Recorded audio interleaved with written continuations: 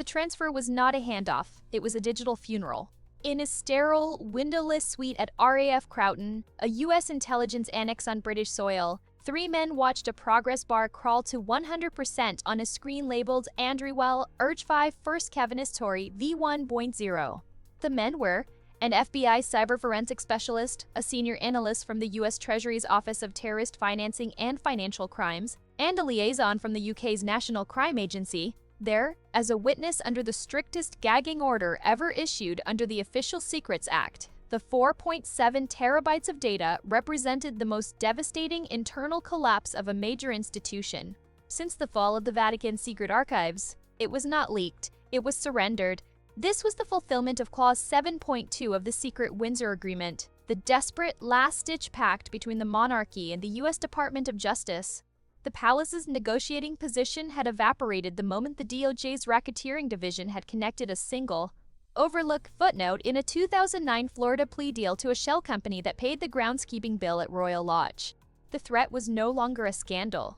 It was a multi-jurisdictional RICO, Racketeer-Influenced and Corrupt Organizations Act, indictment that could name senior members of the British royal family and their households as a de facto criminal enterprise. To avoid that unthinkable outcome, the king's lawyers had agreed to a digital Versailles Treaty, the full, uncompiled, and uncensored Andrew Archive. The archive was not a single document. It was an ecosystem of ruin. As the FBI specialists began the initial keyword crawl, the true scale of the surrender became clear. Subfolder, diaries. Not just the leather-bound datebooks, but the digital backups from Andrew's long-decommissioned BlackBerry recovered by GCHQ from a forgotten server. Entries were not just dinner with J.E. They were logistical. J.E. to provide transport for self-close 4 from Teterboro. Scottish girls. Ensure Sarah away. Dates, times, tail numbers, subfolder, US lists. Scanned spreadsheets from palace event planners. Next to names like M. Markle or K. Maxwell were codes JAFE, guest of firm, EA, external associate, P, press, to be kept separate. A chilling column read, Facilitator, listing names of minor aristocrats and socialites whose sole role was bridging worlds. Subfolder, Financial Trails. The most explosive, bank transfer slits from offshore entities LGT Bank in Liechtenstein, Ansbacher in the Bahamas, to UK accounts controlled by Andrew's equerries, annotated in a palace accountant's hand. Reimbursement for hospitality, St. T. Tropaz, July 08. The hospitality was itemized in attached inventories, champagne, hotel suites, and line items simply labeled talent. This was the nexus, the monetization of access, with the palace's own minor staff acting as cutouts. Subfolder, SE Yurdi overrides. This was the heart of the institutional breakdown. Memoranda from the Royal Protection Command detailing security concerns about individuals like Epstein or Ghislaine Maxwell being granted access to private royal residences. Each memo was stamped reviewed and bore a handwritten initial CM, Sir Christopher Macpherson, the Queen's longtime private secretary, and the single word, a candidate. The state's protective apparatus had been systematically overridden by the household social secretaries. The NCA liaison, a man named Devlin, felt the blood drain from his face. He was not looking at the sins of a prince. He was looking at the bureaucratization of complicity. The archive proved it wasn't a family failing to control a rogue member. It was the institution metabolizing his behavior, creating paperwork trails, assigning codes, and approving budgets for it. The initial meta-analysis suggests over 200 P-coded individuals, the FBI specialist said, his voice flat.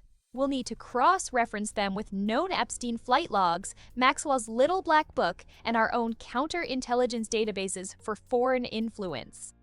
The Treasury analyst whistled blow. These financials, they're not hidden, they're filed. This isn't a cover-up, it's an accounting. If they were running a shadow hospitality wing, Devlin, the Englishman, understood the final gutting truth. The palace hadn't given up secrets, it had given up its operating system. The Andrew Archive was the source code for how the modern monarchy had, for decades, quietly interfaced with the world of dark money and darker morals. It showed the mechanism by which unvetted billionaires were turned into old friends and how problematic women were categorized as talent or external associates. It was a masterclass in corrosive compromise, digitized and delivered. As the verification protocols completed, a receipt was automatically generated and sent to the king's private secretary. Asset Andrew 1, ROC, secrecy accepted. Windsor Agreement Clause 7.2 fulfilled. RICO review suspended pending full analysis. The monarchy had paid its ransom, but as the American analysts began their deep dive, they realized they hadn't been given a hostage to guarantee good behavior. They'd been given the blueprints to the entire fortress. And the first thing they built with those blueprints was a case that would break the family not by attacking its members, but by exposing its machine. The analysis was not conducted in a single office, but across a distributed, encrypted network linking task forces in Washington, New York, and Miami. The Andrew archive was not a file to be read, it was an organism to be dissected. Each subfolder was assigned to a specialist team, their findings collated on a digital murder board that grew more horrifying by the hour. Team 1. The diaries and digital trails. The forensic linguists and data analysts focused on patterns. They built a timeline that didn't just track Andrew's movements, but his escalating insulation. Entries from the early 1990s showed security pushback. By the mid-2000s, the pushback was gone, replaced by the efficient codes. A crucial find was a series of deleted but recovered iMessages from 2014 between Andrew and a senior palace communications secretary. Andrew, frustrated by press questions about Epstein, texted, "Can't the firm just make this go away? It's bad for the brand." The reply, "We are containing. The EA&P protocols are holding. Do not use this channel again." The message proved two things. 1. Andrew explicitly asked the institution to interfere. 2. The institution had standardized protocols, EA for external associate, P for press, to manage the fallout. This was not one man's corruption, it was a corporate crisis management strategy. Team 2, the financial trails. The money men made the connection that broke the case open. They followed the hospitality reimbursements from the Liechtenstein shell companies. The money didn't just cover parties. It flowed into a renovation fund for a Windsor Grace and Favor house used by Andrew, and from there, subcontractors were paid. One of those subcontractors was a small Surrey-based IT firm. That firm, the Treasury's forensic accountants discovered, had also been paid through a different, complex chain to provide secure data wiping services to the Royal Household's office in 2015.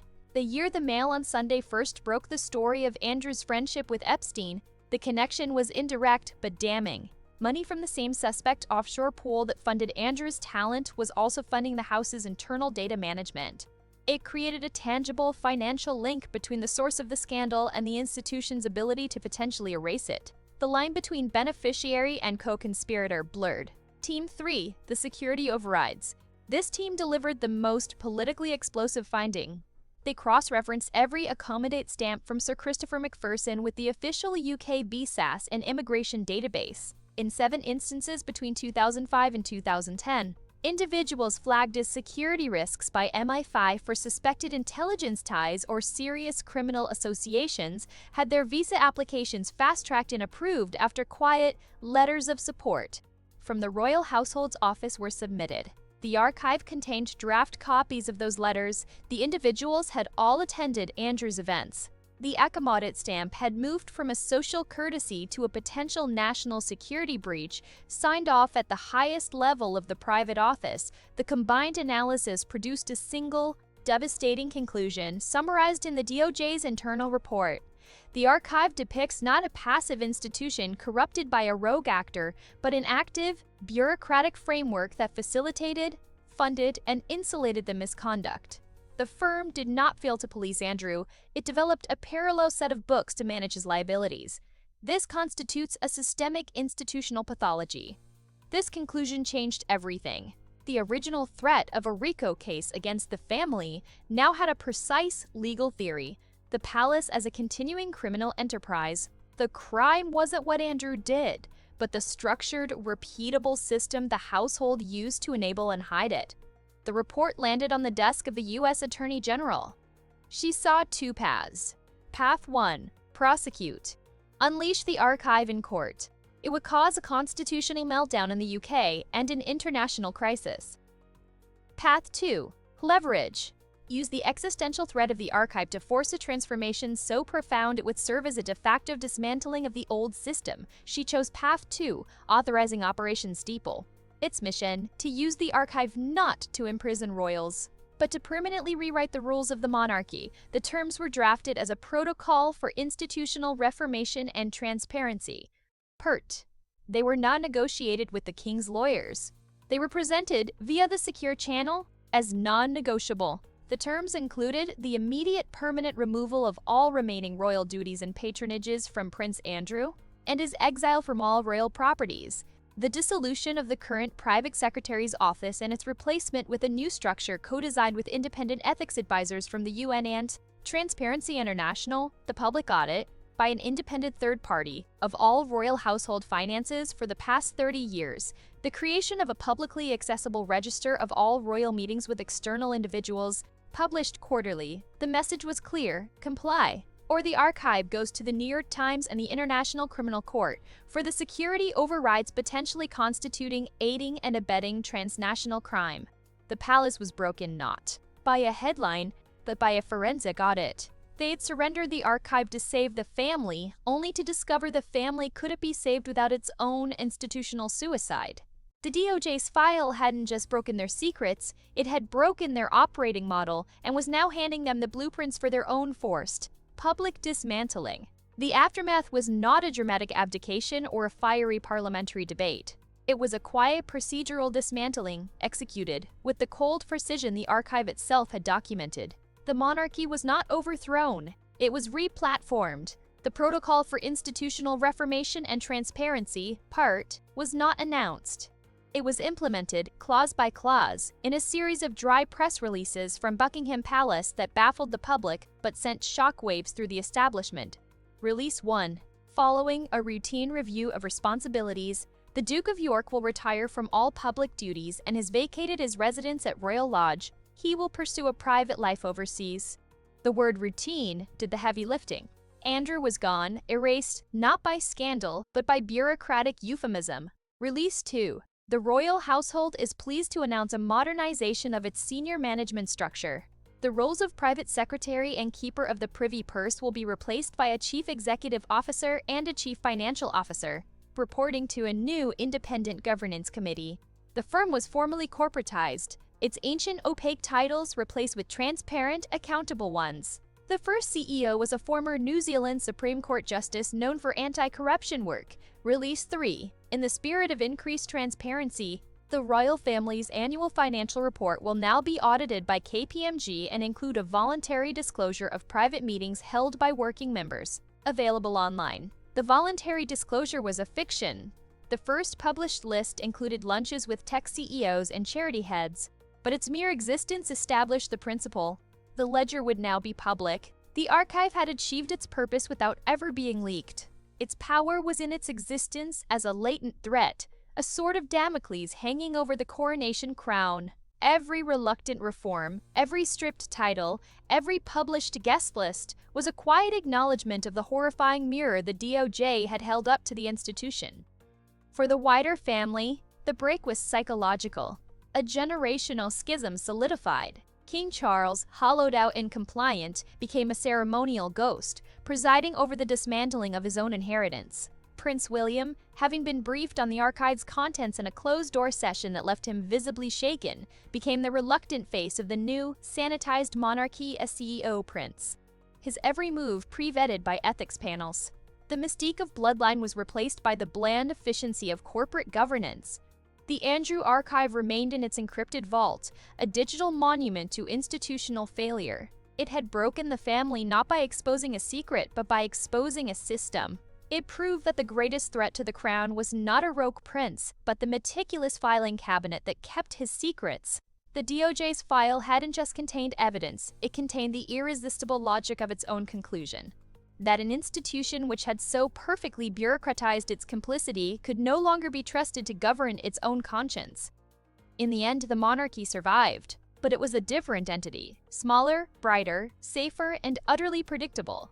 The magic was gone, exorcised by the relentless light of a 4.7 terabyte audit. The Andrew archive was the file that broke the royal family by forcing it to finally, after centuries, balance its own books.